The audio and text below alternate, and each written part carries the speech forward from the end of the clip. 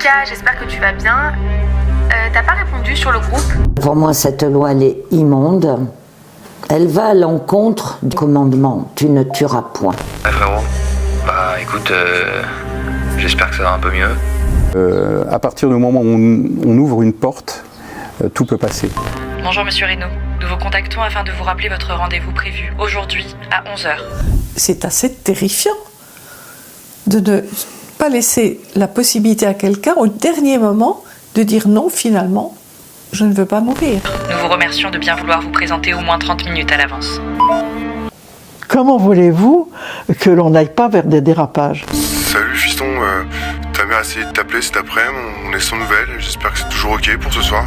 De vouloir tout gérer comme ça, on empêche les gens de naître, on les force à mourir, mais on se prend pour qui?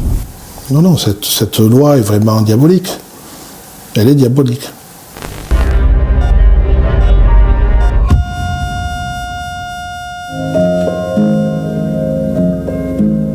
Je ne vais pas rentrer dans un débat qui a déjà eu lieu, un débat stérile.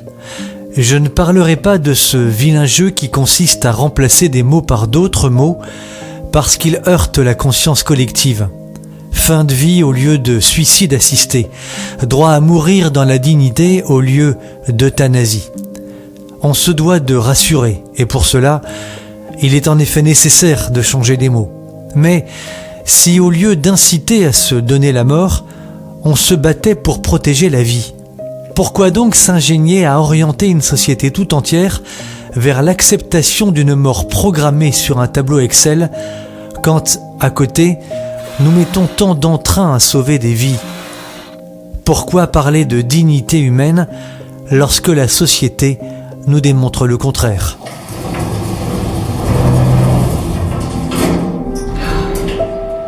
C'est un mauvais père. Mais je l'aime. J'aurais adoré l'avoir comme ami. Alors aide-le. Comme une amie. En France, c'est pas possible. Alors, qu'est-ce qu'on fait? J'ai pris contact avec une association suisse, mais il faudrait aller là-bas. Très bien. Tout s'est bien passé avec Sophie Marceau, La dernière leçon avec Sandrine Bonner, À tout jamais sorti en 2014 ou plus récemment On ira et La chambre d'à côté. Les productions cinéma abordant de près ou de loin le sujet de l'euthanasie ne se comptent plus.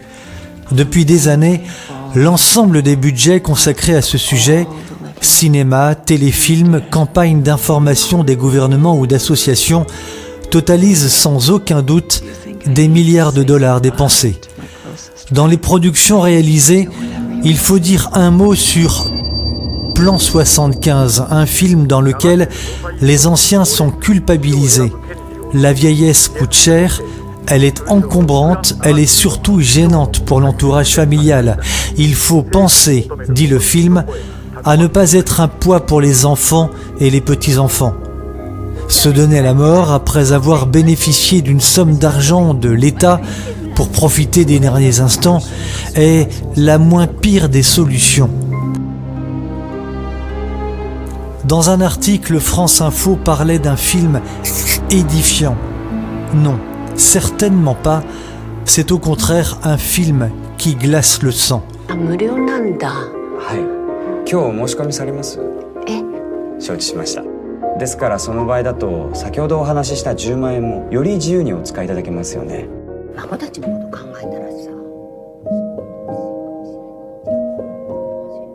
Il faut être clair, si elle ne vante pas directement les mérites de l'euthanasie dans la société, ces productions à budget laissent entrevoir des possibilités de fin de vie jadis impensables, mais surtout inacceptables pour les générations chrétiennes qui nous ont précédés. Car en effet, beaucoup d'anciens finissaient leur vie chez eux, dans leur famille, entourés de fils ou de filles, de petits-enfants. Catholiques très longtemps, les hospices laïques que l'on appelle aujourd'hui maisons de retraite se sont développés au XXe siècle. Laisser entrevoir à l'humanité la possibilité de se donner la mort par programmation est déjà concevoir une mise à mort de la société tout entière. À partir du moment où on ouvre une porte, tout peut passer. Je crois qu'il y a moralement, il y a des domaines où il faut se fixer des interdits définitifs, complets et définitifs, parce que si on entrouvre, tout devient possible. Et je pense que c'est le risque que nous prenons. On aura aussi des demandes par rapport aux souffrances morales, c'est-à-dire des suicides. C'est arrivé. Hein. Vous savez qu'en Belgique, une jeune fille qui avait été traumatisée à la suite des attentats de Bruxelles a demandé à être mise à mort, en fait. Hein, c'est ça. Et ça lui a été accordé. Et c'est épouvantable. Si c'est la seule réponse qu'on a à offrir à une jeune personne qui est en détresse parce qu'elle a vécu des événements traumatisants, si on n'a rien d'autre à lui proposer que de mourir, mais c'est quelque chose d'épouvantable, qui me paraît épouvantable. Que dit la loi Falorni sur l'euthanasie, du nom de ce député dont l'acceptation par le législateur en France était, dit-il, le combat de sa vie? La loi dit que pour être éligible, il faut être âgé d'au moins 18 ans, être atteint d'une affection grave et incurable. Elle dit entre autres qu'une souffrance psychologique seule ne peut en aucun cas permettre de bénéficier de l'aide à mourir. La loi donne donc l'impression de s'interdire de franchir des lignes rouges, mais lorsqu'on entend le docteur Jean-Louis Touraine, il y a la façade et la stratégie politique. Il faut prévenir le plus possible. Et surtout, une fois qu'on aura mis le pied dans la porte, il faudra revenir tous les ans et dire on veut étendre ça. Parce que je ne vous apprends pas quelque chose, probablement à la plupart d'entre vous. Dans la première loi, il n'y aura pas les mineurs. Dans la première loi, il n'y aura pas les maladies psychiatriques. Dans la première loi, il n'y aura même pas les maladies d'Alzheimer. Donc tout ça ne viendra pas tout de suite. Mais dès qu'on aura au moins obtenu une loi pour ceux qui ont une maladie de Charcot, pour certaines formes de tumeurs généralisées, pour ceci, pour cela, après on pourra étendre les choses. C'est stupéfiant. Quand vous écoutez Touraine, je dis, mais j'espère qu'il est inconscient de la violence de ses propos. C'est inimaginable ce qu'il dit. Si on croit que tout être humain doit être respecté, ce qu'il dit est une honte. Enfin, c'est même pas honteux, c'est monstrueux. Donc je me dis, c'est pas possible. Il y a une certaine forme de barbarie pour moi dans cette expression. Et il le fait pas pour nous choquer. Il le fait, du reste, on peut même pas lui reprocher de ne pas le dire puisqu'il le dit. Donc nous pouvons aussi écouter. Je pense qu'il est complètement aveuglé par son engagement franc-maçon. Direction le sud-ouest de la France.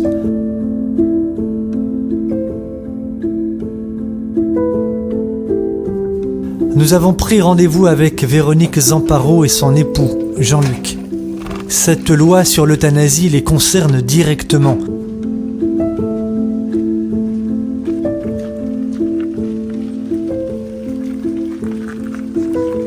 Jean-Luc est atteint de la maladie de Becker, une dystrophie musculaire l'obligeant à vivre sur un fauteuil.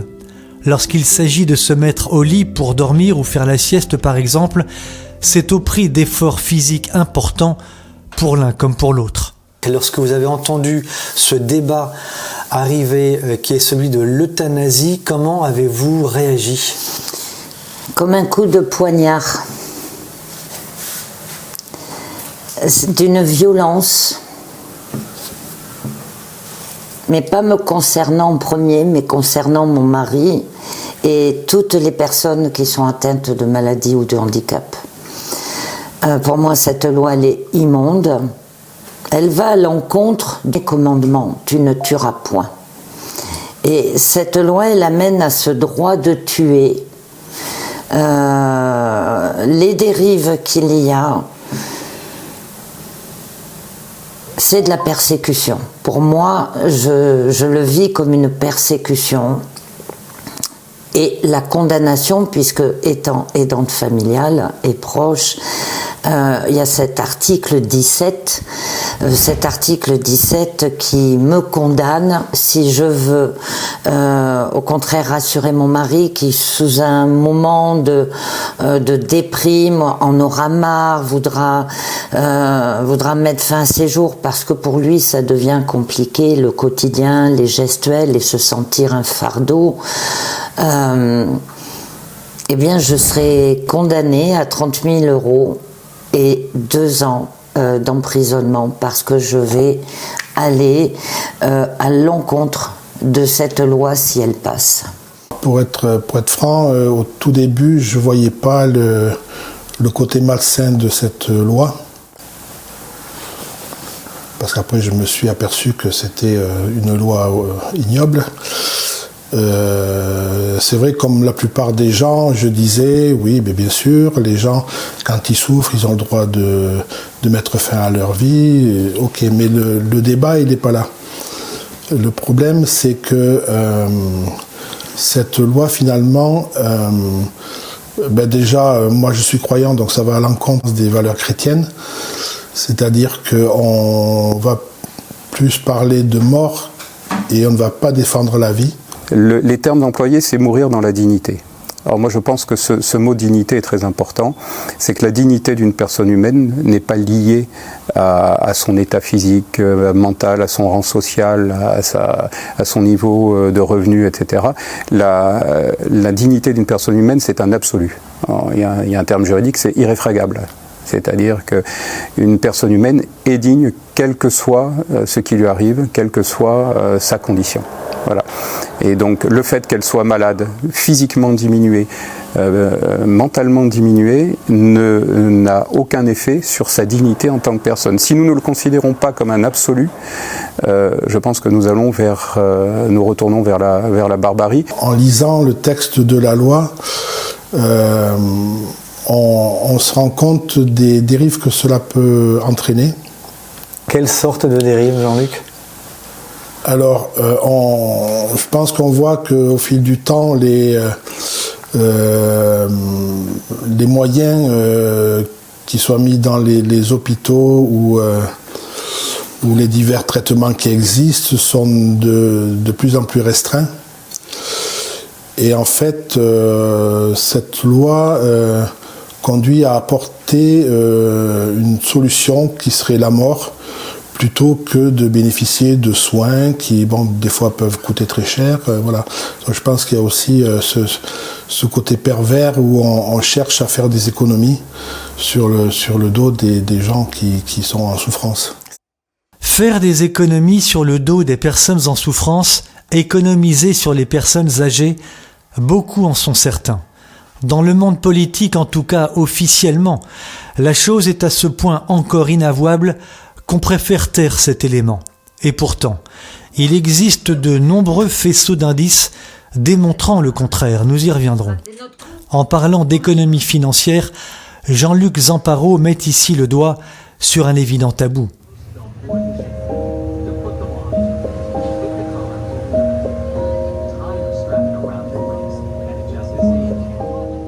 Il n'est pas possible d'aborder ce grave sujet sans interroger des professionnels. Pour aller plus loin, justement, j'ai voulu solliciter l'expertise de Marie de Henzel. Elle a volontiers accepté de répondre à mes questions. Cette femme est une référence dans le domaine de la fin de vie et de l'accompagnement des personnes malades notamment. Psychologue clinicienne, psychanalyste, en 1987, elle a fait partie de la première unité de soins palliatifs à l'hôpital international de l'Université de Paris. Il s'agissait alors d'une équipe pionnière en France et en Europe. Et là, j'ai acquis vraiment une expérience à la fois de l'accompagnement, mais j'ai aussi constaté que des médecins compétents savaient soulager. Que des personnes arrivent en disant, parce qu'elles sont dans la crainte, et ça je la comprends très bien, la crainte de souffrir, de ne pas plus maîtriser les choses, que des personnes envisagent, se disent je préfère qu'on me donne la mort plutôt que de vivre les derniers instants de ma vie, c'est une chose, c'est une angoisse que je comprends très très bien. Mais ce que j'ai vu, c'est que dans un service comme cela, eh bien, une fois que les personnes sont rassurées sur le fait qu'on ne les abandonnera pas, pour moi c'est la définition des soins palliatifs, ne pas abandonner quelqu'un. Quand les personnes ont compris qu'elles ne seraient pas abandonnées, donc qu'on les soulagerait, qu'on serait à leur écoute, qu'on faciliterait la visite des familles, qui pourraient même dormir sur place, enfin, je veux dire, quand les personnes sentent cet accompagnement, la réalité de cet accompagnement, eh bien ces idées d'anticiper la mort disparaissent. Pourquoi, en France, 20 départements ne bénéficient-ils pas de structures de soins palliatifs ? Bien que la dépense publique de ces soins, 1,4 milliard d'euros en 2021, ait augmenté de près de 25% depuis 2017, l'offre de soins palliatifs est très insuffisante. 50% des besoins ne sont pas pourvus. Cette énorme disparité dans la diffusion crée, de fait, une profonde injustice. La loi Falorni met l'accent sur l'euthanasie. Olivier Falorni l'a dit lui-même, c'est le combat de sa vie. Tout en laissant croire qu'il existe une liberté de choix dans les soins, ce qui est faux. La loi Claes-Leonetti suffisait amplement. Nous avons eu un proche qui est parti il y a quelques mois, qui était en soins palliatifs. Et elle a été accompagnée d'une façon très digne. Leur loi, concernant ce pseudo aide à mourir et ce aide à mourir, les mots utilisés jouent sur l'émotionnel des personnes. Parce que le mot aider, c'est, voilà, je fais preuve de compassion pour mon prochain parce que je vais l'aider à mourir. Je vais aller dans son sens. Alors que mourir dignement, c'est quoi ? C'est être près du proche qui va partir, c'est lui tenir une main, c'est l'accompagner, continuer de lui parler et même de prier avec lui. Les soins palliatifs sont formés d'une façon extraordinaire. Nous, on l'a vu, on l'a constaté, et vraiment, notre être cher qui est parti, elle est partie sans souffrance. Avec la loi Leonetti, même dans sa version de 2005, la souffrance et la douleur n'existent plus. Je peux en témoigner en tant que membre bénévole d'une aumônerie catholique. Je suis affecté aux soins palliatifs et aux fins de vie depuis 6 ans. Je n'ai pas vu une personne mourir dans la souffrance ou dans la douleur. Les médications qui sont administrées sont largement suffisantes. Les personnes sont conscientes, bien entendu sous l'effet d'une médication, et ils ne souffrent pas. Les patients ne souffrent pas dès lors que les médications sont adaptées et raisonnablement utilisées, ce qui, d'après des professionnels hospitaliers, serait de moins en moins le cas. En 2014, au Royaume-Uni par exemple, il y a eu le scandale du Liverpool Care Pathway, un projet de loi visant à légaliser l'aide médicale aux adultes en phase terminale pour mettre fin à leur jour. Ce programme de soins palliatifs avait été lancé à la fin des années 1990. Étendu à l'ensemble du pays, ce programme avait été ensuite supprimé. Une enquête avait révélé que les hôpitaux avaient été incités financièrement à accélérer la mort des patients. Sur les 450 000 patients décédés dans des hôpitaux anglais en 2012, le tiers d'entre eux étaient passés dans des protocoles de sédation, le plus souvent sans consentement. Les protocoles lithiques utilisés provoquent des morts barbares et silencieuses. Je m'explique. Un des principaux outils utilisés depuis la loi Claes-Leonetti dans le cadre des sédations profondes et continues jusqu'au décès est le midazolam. Le midazolam est une bonne molécule. Si je dois être anesthésié pour une intervention chirurgicale ou si je me retrouve dans un service de soins intensifs, on me mettra en coma artificiel avec du midazolam, molécule très, très connue, le nom étant Hypnovel, et c'est une bonne molécule. Simplement, elle doit être utilisée dans les règles de l'art.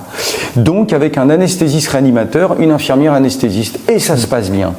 Dès lors que vous sortez le midazolam des blocs opératoires des services de soins intensifs pour les mettre en soins palliatifs dans des cliniques spécialisées, voire à domicile, et que l'on augmente les doses, le midazolam, à cause de son acidité, attaque le parenchyme pulmonaire, la paroi des poumons.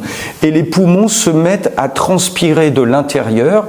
Si j'ai très chaud, que je vais dehors, on va avoir des gouttes d'eau, on va avoir ma transpiration. Bien là, ça va être pareil à l'intérieur des poumons.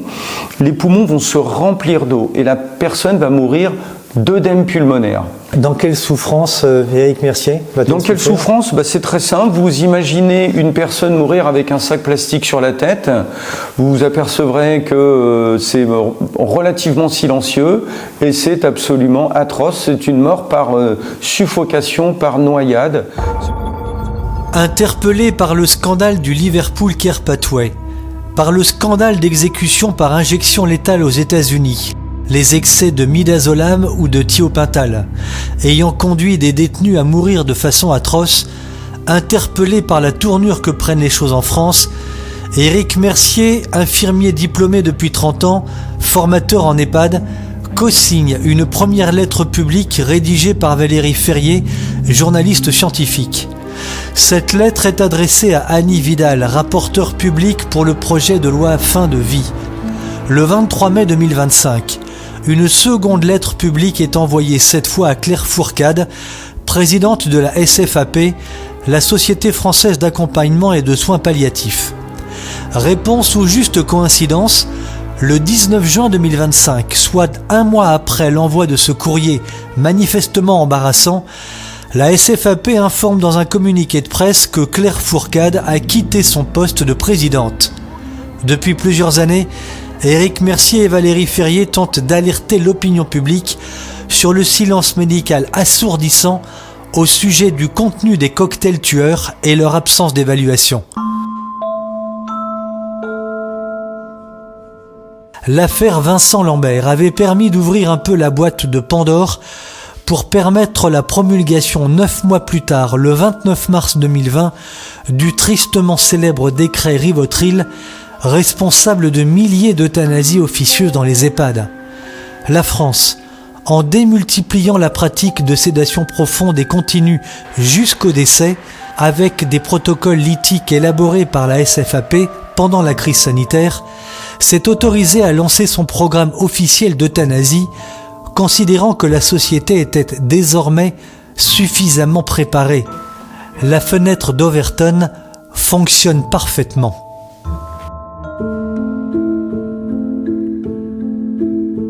Adopté par le Parlement, le texte sur l'euthanasie qui arrive maintenant au Sénat concerne directement Jean-Frédéric Sellier et son épouse. Pourquoi ? Parce qu'une de leurs filles âgée de 21 ans doit être surveillée constamment. On lui avait découvert une maladie lors de sa rentrée universitaire et une pathologie qui doit être traitée par une chirurgie lourde. Nous avons notre plus jeune et a subi une opération très lourde qui fait qu'elle a un traitement à vie. Alors un traitement qui n'est pas, ce n'est pas une pathologie sévère en tant que telle pour l'instant, mais qui exige une surveillance à vie et un traitement à vie qui forcément, si vous rentrez dans cette logique économique, a un coût. C'est-à-dire qu'elle est active, elle va bientôt travailler parce qu'elle termine ses études, elle est fiancée, donc elle aura une vie. Pour autant, son traitement est un coût permanent et définitif, qui un jour peut devenir plus lourd. Et donc là, l'argument pourra devenir, eh bien, vous avez le droit de mourir dans la dignité, mais finalement, ce droit peut devenir un devoir, puisque on reviendra à cet argument du coût des personnes malades. Comment se fait-il ? Mais pourquoi ? Il ne peut y avoir que de l'idéologie là-dedans. Pourquoi ne mettons pas tout l'accent sur les soins palliatifs qui permettent de mourir dans la dignité, si on reprend les mots de M. Romero, que je connais par cœur, il ne faut pas me raconter d'histoire, les soins palliatifs permettent de garder le côté humain jusqu'à la fin, jusqu'au dernier souffle. Et tous les témoignages que l'on peut avoir, c'est que justement, il y a une humanité et une chose extraordinaire qui se passe à la fin de vie, dans le cadre d'un soin palliatif, beaucoup plus que quand on fait la piqûre parce qu'on a décidé qu'il fallait supprimer une vie.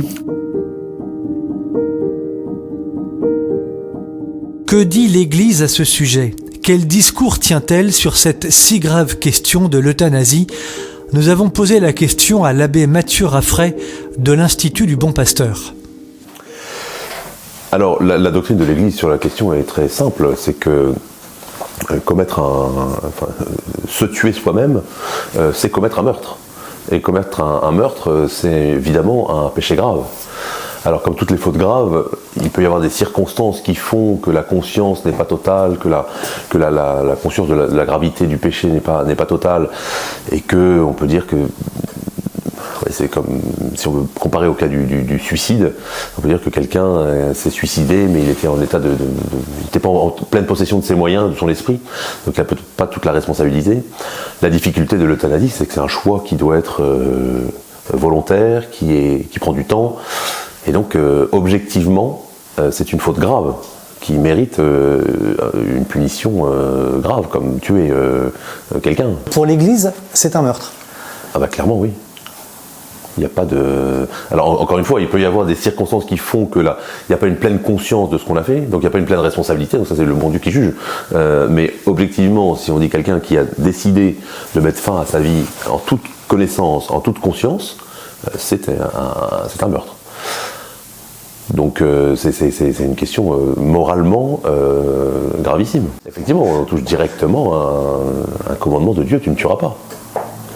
Non seulement celui qui demande à être tué, et le médecin qui le fait. Donc c'est une question bien sûr gravissime, qu'on ne peut pas prendre à la légère comme une sorte, comme certains le proposent, comme une sorte d'évolution sociale, en disant maintenant c'est comme ça que les gens font. Donc il y a une question morale qui est gravissime derrière. Et je pense qu'il faudrait, c'est mon souhait, que l'Église se prononce très clairement sur le fait que des gens qui ont demandé l'euthanasie ne peuvent pas être enterrés publiquement.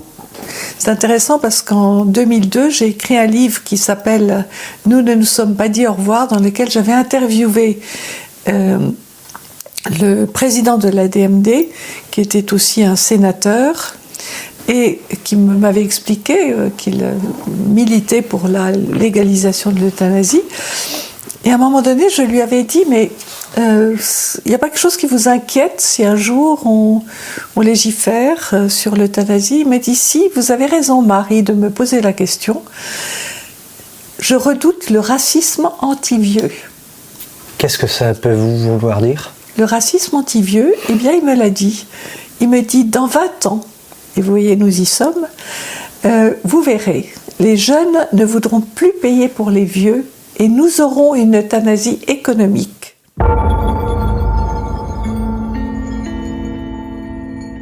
Ici, Marie de Henzel fait donc référence à Henri Caillavet, figure politique bien connue dans le pays, sénateur. Son appartenance à la franc-maçonnerie était assumée et affichée. Henri Caillavet est donc l'homme qui, dès 1978, tenta d'introduire dans le droit français une loi sur l'euthanasie. La franc-maçonnerie est à la manœuvre derrière l'idéologie mortifère qui tente à vouloir imposer l'euthanasie dans la loi française. Ça n'est pas moi qui l'invente. Dans mes conférences ou dans mes livres, j'écris, je dis ce que j'ai compris, je dis ce que j'ai vu de la franc-maçonnerie, mais je le confirme systématiquement par des écrits maçonniques ou des écrits dignes de foi, des références qui démontrent que la franc-maçonnerie est bien active. Il y a eu d'autres événements, selon vous, qui tentent à prouver que l'euthanasie fait partie du programme de la franc-maçonnerie. Ah oui, alors il y a des choses que les gens ignorent, parce que ces choses-là se passent dans les loges. Je possède ce qu'on appelle une planche maçonnique, c'est-à-dire un écrit maçonnique, où l'auteur fait l'apologie de l'euthanasie. C'est une planche qui date de 2004. Cet auteur, ce franc-maçon, donc qui rédige cette planche, fait l'éloge de l'euthanasie alors même qu'il décrit une situation où la personne ne souffre pas. Et d'ailleurs, si je paraphrase ce texte, vous ne souffrez plus, les antalgiques sont là à la demande. Mais vous en avez assez de cette vie. Donc on voit bien que derrière l'idéologie maçonnique, il y a la volonté de maîtriser le moment où l'homme décidera de mourir. Vous avez, Françoise, 40 années de pratique. L'exercice en libéral, oui. 40 années. Oui. Qu'avez-vous constaté? Une déshumanisation de la médecine? Totalement. Totalement. Totalement. Et ça m'effraie, hein. Moi, je le dis souvent, mais je ne fais pas le même métier que mes confrères. Je fais pas le même métier. Mais moi, j'ai eu la chance aussi d'accompagner des gens parce que c'est vraiment un cadeau, je trouve. Moi, j'ai vu des gens mourir. Mais j'avais même l'impression qu'ils attendaient que j'arrive pour mourir. Je me souviens d'un voisin, d'un paysan là, qui habite un peu en haut du village. Son fils m'a appelé le matin en me disant « Je crois que c'est pour aujourd'hui ». Très perspicace, le fils. Un paysan, pourtant, je ne dirais pas besoin d'avoir bac plus 25. Et je suis arrivée le soir, il était 7h, 7h30. Je suis arrivée, il m'a regardé. Il a vraiment rendu son dernier souffle. Et sa femme qui dit, sa pauvre veuve, qui commençait à avoir des troubles cognitifs, mais qui avait vécu beaucoup de misère aussi, et elle me dit, il est parti à Jésus, en soulevant les épaules comme ça. Il est parti à Jésus, mais dans une paix incroyable. Je veux dire, on ressort grandi de trucs comme ça. On ressort grandi. La société sortira-t-elle grandie si, à la faveur du pied dans la porte dont s'enthousiasme le docteur Touraine, l'euthanasie est ouverte demain aux mineurs? La députée macroniste Sandrine Rousseau parle de ligne rouge en acceptant sur le fond, mais le pied est mis dans la porte comme le préconisait le docteur Touraine. Je suis absolument pour, sur le fond, qu'on ouvre au-delà, avant 18 ans. Parce que je pense qu'en effet, à 17 ans et demi, on peut très bien prendre cette décision et qu'en fait, la souffrance n'a pas d'âge et qu'elle peut très bien être insupportable. Après, je pense que c'est une ligne rouge absolue, mais absolue, dans le débat politique. Et donc, raison pour laquelle je ne voterai pas je ne voterai pas cet amendement, surtout que dans tous les pays qui ont mis en place l'aide à mourir, aucun ne l'a mis d'entrée pour les mineurs. La politique des petits pas afin de mieux préparer l'opinion publique, ce qui ne semble pas acceptable aujourd'hui, le sera sans doute demain. Au Canada, où l'euthanasie est devenue désormais la 5e cause de mortalité en quelques années, 60 000 morts depuis 2016, un décès sur 20, ce qui est considérable, il est de plus en plus question d'élargir ce droit mortifère aux mineurs. C'est déjà le cas en Belgique depuis 2012 et pour les enfants de moins de 12 ans aux Pays-Bas. Qu'en sera-t-il de la France demain puisque c'est toujours au nom de l'égalité que les lois sont élargies? On sait que la santé mentale des jeunes Français est fragilisée depuis ces 5 dernières années en particulier, les chiffres le prouvent. Alors, leur proposer l'euthanasie ne sera-t-elle pas la solution pour mettre fin à leur état quand les politiques n'ont plus rien à leur proposer? Il y a quelques mois, plus d'1 millier de psychologues et de psychanalystes ont réalisé un clip vidéo pour alerter l'opinion publique sur cette gravissime question. Coucou Lucas, j'espère que tu vas bien. T'as pas répondu sur le groupe? Tu viens bien à la Nif de Flo la semaine pro? Bisous. Ouais frérot, bah écoute, j'espère que ça va un peu mieux. Je voulais juste te proposer de venir chez WAM, si ça peut te changer les idées. Bonjour Monsieur Reynaud, nous vous contactons afin de vous rappeler votre rendez-vous prévu aujourd'hui à 11h. Nous vous remercions de bien vouloir vous présenter au moins 30 minutes à l'avance.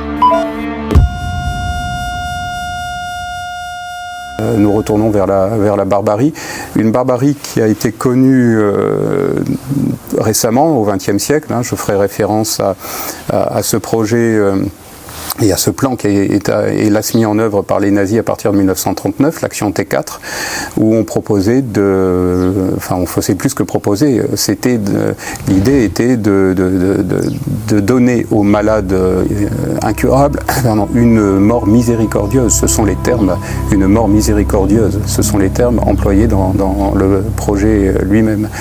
Or, c'est évidemment, on avait affaire à un pouvoir barbare, cynique et démoniaque, brutal, qui d'ailleurs avait fait précéder la mise en œuvre de ce projet d'une campagne d'affiches montrant des malades incurables et insistant sur le fait qu'ils coûtaient, tout au long de leur vie, ils allaient coûter cher à la communauté. Donc c'était sous un angle à la fois racial, de pureté raciale, d'excellence raciale, et en même temps sous un angle économique. Regardez combien ce malade va vous coûter pendant toute sa vie. Je pense que nous, d'une façon plus sournoise, cet argument est aussi à l'œuvre aujourd'hui, est employé, puisque les soins lourds pour des pathologies sévères, effectivement, ont un coût. Ils ont mis, c'est un exemple, hein, dans ce projet de loi soins palliatifs, la possibilité aux établissements qui pratiqueront du soin palliatif d'avoir accès à ce qu'on appelle l'autofinancement. Plus ils auront de patients en interne, plus ils seront rémunérés. Il y a un article qui propose d'envisager fortement un autofinancement. Mais je peux vous dire qu'il y a des jeunes gamins en école de commerce qui vont avoir de très bons sujets de fin d'année à travailler sur faisons rentrer les gens en unité de soins palliatifs et puis faisons monter financièrement la structure, y compris si ce sont des établissements dits de loi 1901. Hein. Autrement dit, plus ils vont avoir de patients dans leurs établissements, plus ils vont gagner d'argent. On appelle ça le TO, le taux d'occupation. Vous avez actuellement certains grands groupes privés d'EHPAD, cotés en bourse, des TO, des taux d'occupation. Plus le lit est occupé, plus ça rapporte. Il faut savoir contempler l'être humain et dans ma foi à moi, c'est le Christ que je contemple. Dans le regard des gens qui souffrent. Qui suis-je, moi, pour donner la mort?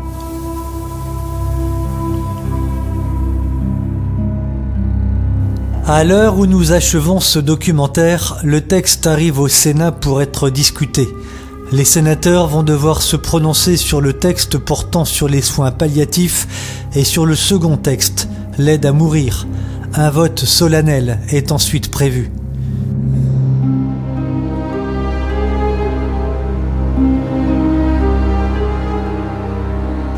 Derrière l'euthanasie, derrière la couverture, l'idéologie ne fait donc aucun doute. L'euthanasie fait bien partie d'un vieux programme. Mais qu'en est-il de l'humanité? Qu'en est-il de cette humanité consistant à aider son prochain? Qu'en est-il du personnel soignant? Qu'en sera-t-il des hospitaliers? Ces bénévoles généreux qui, depuis des décennies, assistent courageusement les handicapés sur les lieux de pèlerinage. Qu'en sera-t-il de l'hospitalité? En Belgique, l'euthanasie est autorisée depuis 20 ans déjà. Pour la seule année 2021, 2700 personnes ont été éliminées dans ce pays. Qu'en sera-t-il chez nous demain? En France, 30% de la population a plus de 60 ans. Nous vivons plus longtemps. Il y a une augmentation de la population vieillissante, personne ne peut le nier. Et alors? Mais faut-il mettre en place une politique mortifère sous prétexte de réalité économique et de pyramide des âges? Fera-t-on porter aux anciens la culpabilité de leur vieillesse? Nos anciens, nos blessés de la vie, nos handicapés, nos malades, ceux qui, depuis des années, sont dans un coma total ou partiel, nos jeunes, psychologiquement fragiles, seront-ils demain coupables d'avoir été victimes? Est-ce vraiment cela ce que nous voulons pour demain?